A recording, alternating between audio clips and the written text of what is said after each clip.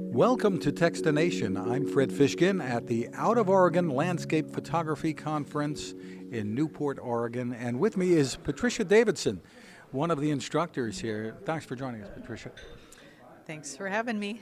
Well, tell us about your journey to become a professional photographer. You weren't always doing this. No. Well, I was a web developer prior to doing photography, and I think it's drove me outside on the weekends because I was sitting all day at a desk. So I really got Staring at a computer screen. Yes.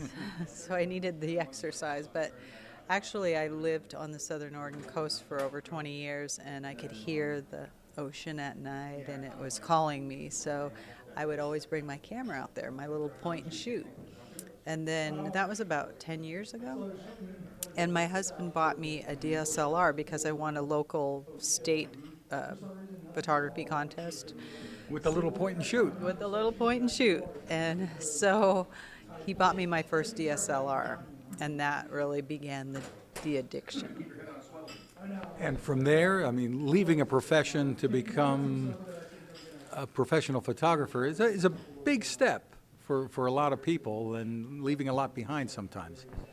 It is, but I gradually did that. I actually kept working, and I had my photography business on the side until 2015. Then I quit my job. Well, tell us about your favorite places, what you like to shoot, and the kinds of locations.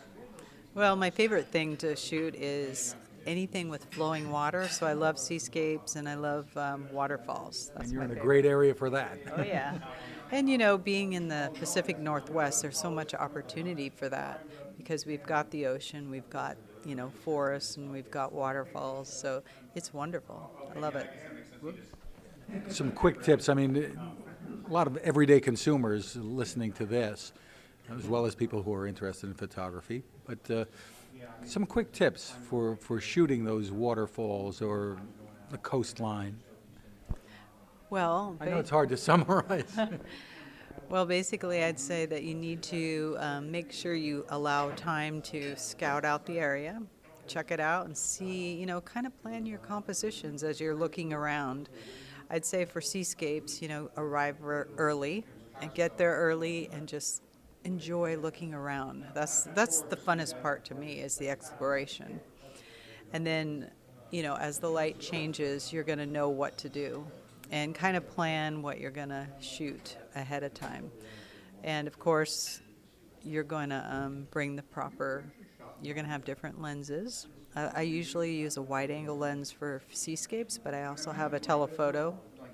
And I'd say I use my wide-angle lens more than about 90% of the time for those type of shots.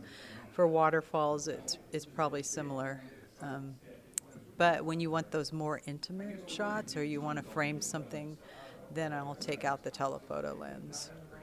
But, you know, the whole part of it is just taking your time, kind of figuring out compositions, and then going for that light.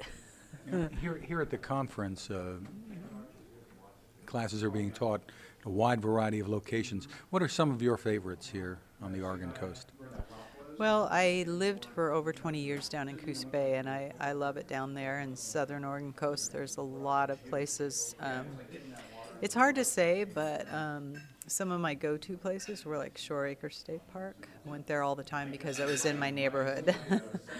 And even a little dock that is no big deal. Nobody knows about it. It's ugly, really, during the day. It's just a fishing pier. But it has some of the most incredible sunsets. So that was like 2 minutes from where I lived, and I would often go there. What inspires you to keep making pictures? I would say that I just love being outside, and I love nature. So that keeps everything I see, you know, just in nature, just makes me want to photograph it.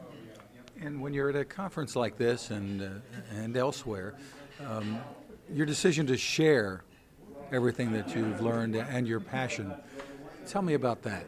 I mean, sometimes this can be a competitive arena, I suppose, in the eyes of some. but the decision to share what you know creates more competitors, I suppose, so to speak.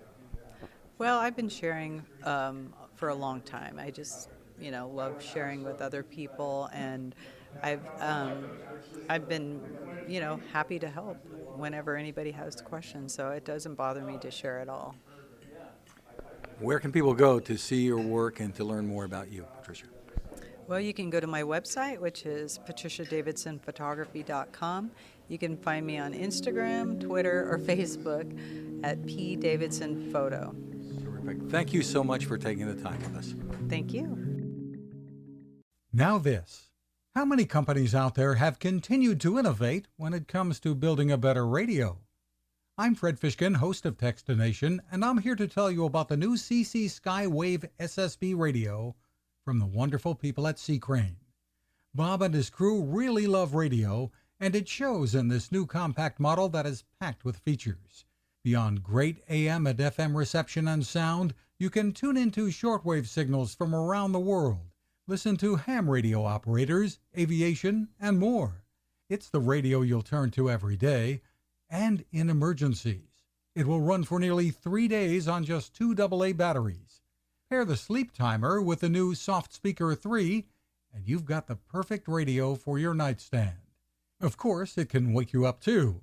Click on C. Crane at Techstination.com and put in the code Techstination for a free flashlight with your order. They love radio, and you'll love C. Crane.